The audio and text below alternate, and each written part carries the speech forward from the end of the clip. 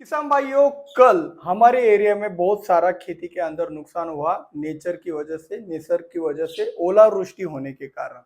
तो ये जो निसर्ग के वजह से ओलावृष्टि होने के कारण जो नुकसान हुआ है, साथ ही साथ ऐसा अभी हुआ है हमारे महाराष्ट्र में, नासिक में ही हुआ है, ऐसा कुछ नहीं। और भी 2-3 दिनों में जगह जगह पे हो सकता है, ऐसी संभावना भी बताई गई है। यहाँ तक मैं ये वीडियो बना रहा हूँ तब भी कई जगहों पे ऐसा नुकसान हो सकता है। इससे पहले मध्य प्रदेश के अंदर भी हो चुका था और इसके आगे होने की संभावना रहेगी। तो इसके ऊपर खाली हाथ बैठने से अच्छा है कि भाई इसके ऊपर कुछ ना कुछ विचार मंथन करके कुछ अभी देखो, जो जो फंसे वो तो निकल नहीं सकते। जिन्होंने बड़े बड़े दाव लगाया था अपनी फसलों के ऊपर, वो तो बहुत बुरी तरीके से फंसे। उनको निकालने का फर्ज हमारा बनता है। देखो यार, एक बार गलती हो गई तो दूसरी बार ना हो, इसके लिए भी कुछ करना पड़ता है। ऐसा नहीं कि इन चीजों के बारे में हमें पता नहीं था। हमने भी बताया था कि जब गर्मी के दिनों में अप्रैल के एक लाइव के अंदर आपने पूछा था कि इस साल का अनुमान क्या रह सकता है, तो एक अंदाजे से जो होता आ रहा है वही पैटर्न रिपीट हो रहा है। ये इसका प्रूफ है। तो भाई, जब मई के महीने में अगर बेमौसमी बारिश होता है तो ऐसा ही स्ट्रक्चर पूरा साल तक चलता है। तो ये हमने बताया था। फिर हमने पिछले महीने में भी बताया था कि फसल कौन सी करनी चाहिए। तो भाई, फसल कौन सी करनी चाहिए उस वीडियो के अंदर, ठंड के मौसम में फसल कौन सी करनी चाहिए, उस वीडियो के खास बात में हमने आपको फिर से एक बार अलर्ट किया था कि भाई मक्के जैसी फसल करो जिसका ओलावृष्टि के बाद, गन्ने जैसी फसल करो जिसका ओलावृष्टि होने के बाद भी कुछ भी नुकसान ना हो। तो इस तरीके से पैटर्न तो हमने अपना लिया, लेकिन ये संकटों का दौर बढ़ता जा रहा है। जैसे कि आपके फसल के अंदर मुसीबतों की बाढ़ आना शुरुआत हो गई है। उदाहरण के तौर पर अगर बताया जाए तो भाई, किटको के अंदर देखा जाए तो किटको के अंदर भी हमें बहुत ज्यादा तकलीफें हो रही है। अलग अलग प्रकार के borers, mealybug, red might, thrips, black thrips बहुत सारा नुकसान कर रहे हैं। ये तो किटको के अंदर हो गए। रोगों के अंदर भी सिंपल वाली वही चीज है।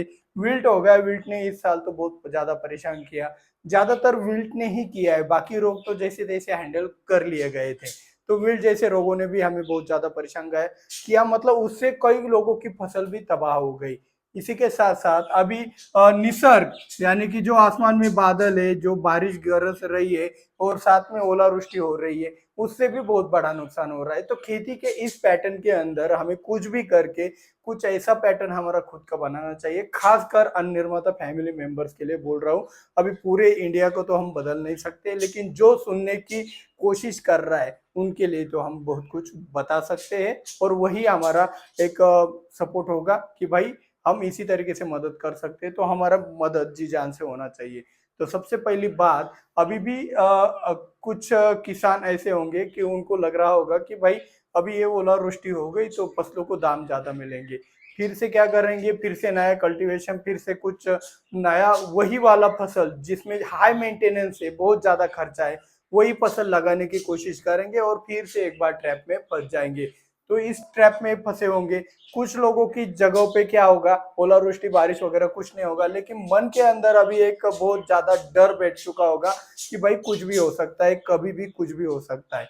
तो इसकी वजह से हम करें या ना करें, वो कॉन्फिडेंस लूज हो जाता है। तो इसीलिए जो रिस्क फैक्टर है, रिस्क फैक्टर को समझो, रिस्क को कम कर दो। अभी आज के इस वीडियो के अंदर मैं आपको इसी के संदर्भ में बताने वाला हूँ कि भाई रिस्क कितना लेना चाहिए और कितना नहीं। मैं तो कहता हूँ भाई, आपका अगर 100 एकड़ का खेत है, 10 एकड़ का खेत है, 5 एकड़ का खेत है, तो भाई उसमें 50-50% ही चलो। 50-50% से क्या होगा, आपका जो रिस्क है वो रिस्क कम हो जाएगा। तो ये रिस्क कम लेना बहुत जरूरी है। अभी समझ जाओ, क्योंकि अभी जो नुकसान हुआ है सो हो गया, होने वाला होगा वो होगा ही, ठीक है, उसे कोई बदल नहीं सकता। लेकिन उसे अगर बदलना है तो भाई ये रिस्क फैक्टर कम कर दो। क्या होता है, कई बार हमें टमाटर में पैसा हो गया तो हम क्या करते, पूरे खेत में टमाटर ही लगा देते, फिर उसका कॉस्टिंग बढ़ जाता है, फिर उसका नुकसान रिकवर करने का प्लान नहीं रहता है। एक चीज बता देता हूँ, आप कोई भी बिजनेस कर रहे हो, आप खेती कर रहे हो, कुछ बिजनेस कर रहे हो, तो उसमें एक बिजनेस में एक परिभाषा होती है, प्लान ए और प्लान बी। प्लान ए के अंदर क्या होता है, जो भी आपने टमाटर में पैसा कमाया है, मिर्च में कमाया है, बैंगन में कमाया है, तो उसका प्लान ए क्या होता है कि भाई मैं पूरे एरिया में टमाटर बैंगन लगा दूंगा और इस तरीके से मेरा पैसा बनेगा। तो ये प्लान ए होता है। तो उनको प्लान बी की जरूरत है। प्लान बी का मतलब क्या होता है समझ जाओ। प्लान बी की जरूरत भी यही है कि भाई प्लान बी के अंदर आपको ऐसा समझना है, थोड़ा निगेटिव थिंकर होना है कि भाई सूखा पड़ गया, कोई कस्टमर ही नहीं है, सरकार ने बाहर से इंपोर्ट कर लिया, मेरी जो फसल है वो गवर्नमेंट भी नहीं खरीद रही है, मार्केट में भी व्यापारी लोग भी नहीं खरीद रहे, तो ऐसे क्रिटिकल सिचुएशन में ऐसी फसलों से मैं कैसे बचूं, या फिर ऐसी सिचुएशन मेरे खेत के अंदर हुई तो मेरे बचने का रास्ता कौन सा है, इसे हम कहते हैं प्लान बी। तो प्लान बी हर एक किसान के पास होना चाहिए। ये प्लान बी ऐसा नहीं कि अभी होने के बाद मैं आपको बता रहा हूँ। मैंने ठंड में कौन सी फसल करे ये वाला वीडियो बनाया था, उसमें भी बताया था, वो खास बात के अंदर प्लान बी ही था। तो ये बहुत जरूरी बनता है। तो अभी भी बहुत सारे किसानों का रिस्क लेना बाकी होगा। तो भाई संभल जाओ। निसर्ग, रोग और कीटक ये बहुत ही ज्यादा हाइपर हो रहे हैं, और इसमें एक चीज मैंने अभी तक ऐड नहीं की है, वो है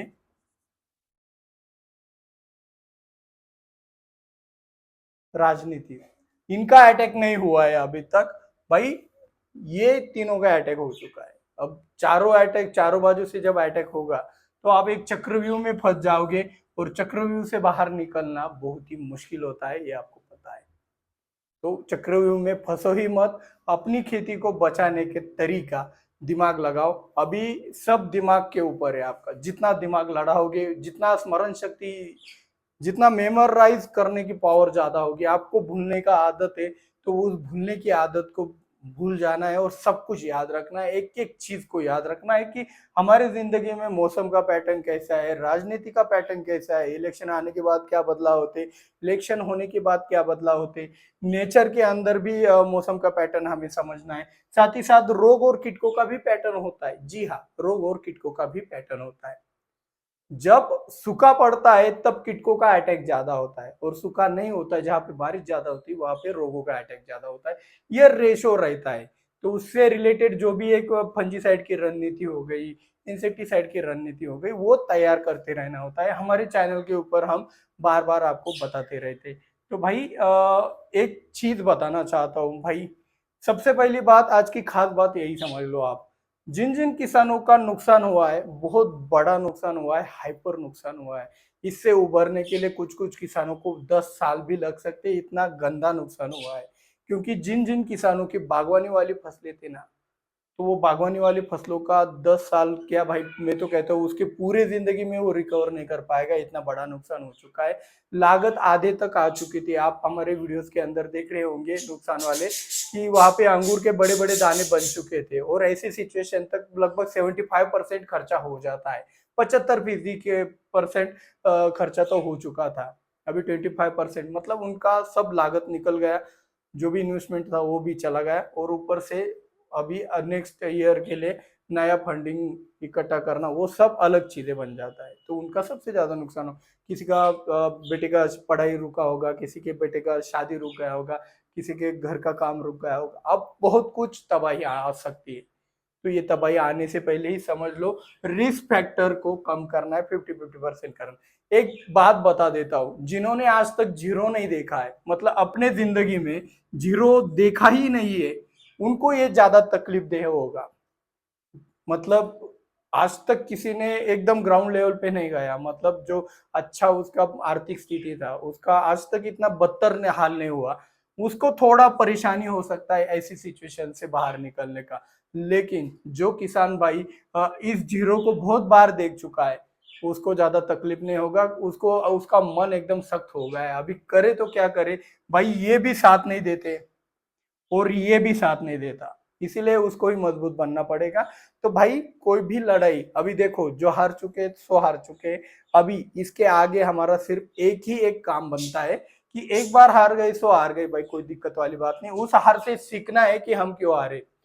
इतना सब कुछ पता होने के बाद, या फिर कुछ बातें हम अंदाजा के साथ बता रहे थे, तो उसका पता होने के बाद भी ऐसा हो रहा है, तो आगे से ऐसा ना हो तो इसके लिए क्या क्या कर सकते हैं उसके लिए तैयारी कीजिए। बहुत ही दुखद घटना है, महाराष्ट्र के अंदर भी हो रहा है, मध्य प्रदेश के अंदर भी हुआ था पिछले मंथ। और इसके अलावा अभी और राज्यों में भी हो चुका होगा।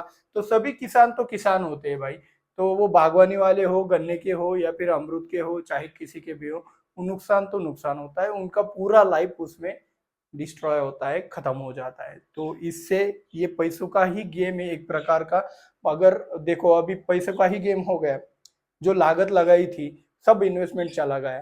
तो इसे बिजनेस के नजरिए से ही देखें, तब आपको इसके अंदर risk 50-50% plan A plan B ये नजर आएगा। अभी बहुत सारे किसान कहेंगे कैसे कैसे, तो वो वाले हमारे 2-3 वीडियो देख लेना कि भाई ठंड के मौसम में फसल कौन सा करना है। 1 महीना 1.5 महीना पहले ही, मतलब 2 महीने पहले ही मैंने बताया था ये वीडियो बनाकर। अब वो वाला वीडियो देख लेना, तब आपको पता चलेगा कि भाई ये होने से पहले मैंने क्या बताया था। तो ये सब चीजें बहुत ही महत्वपूर्ण है। तो प्लीज रिक्वेस्ट है, पैसों का खेल है, तो इसको ऐसे मजे मजे में नहीं लेना है। चलो पिछले साल 1 एकड़ में टमाटर में 10 लाख हुआ, तो इस साल 4 एकड़ टमाटर लगा देता हूँ, तो वो 10 का 10 तो जाएगा ही जाएगा, ऊपर से आपका घर से भी पैसा जाएगा। इतना डेंजरस चीज होता है। कोई भी चीज हो, बिना पेपर वर्क के काम नहीं करना है। पेपर वर्क मतलब क्या, ये प्लान ए प्लान बी आपको कागज के ऊपर लिखना है, और इतना नहीं लिखना है कि इतना पैसा होगा उतना पैसा होगा, पैसा होगा ये बात तो बिल्कुल नहीं लिखना है। इससे बदतर स्थिति हुई तो मैं कैसे सरवाइव कर पाऊंगा, मैं जीवित कैसे रह पाऊंगा, इसके ऊपर दिमाग लड़ाओ। आपको कोई ना कोई रास्ता निकल के मिल जाएगा। थोड़ा सा आपके लिए, आपके जिंदगी में आपको खुद के लिए काम करना ही पड़ेगा। ये काम आपके लिए कोई दूसरा नहीं कर सकता, क्योंकि स्पेशली टाइम नहीं दे सकता, और आपकी सिचुएशन को आप ही ज्यादा समझ सकते हो। मैं सिर्फ यहाँ पे तरीका बता सकता हूँ कि भाई प्लान ए प्लान बी को कैसे तैयार करते। इतना ही मैंने बताने की कोशिश की है।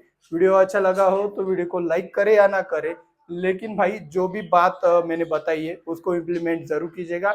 मिलते हैं अगले वीडियो में। जय जवान जय किसान।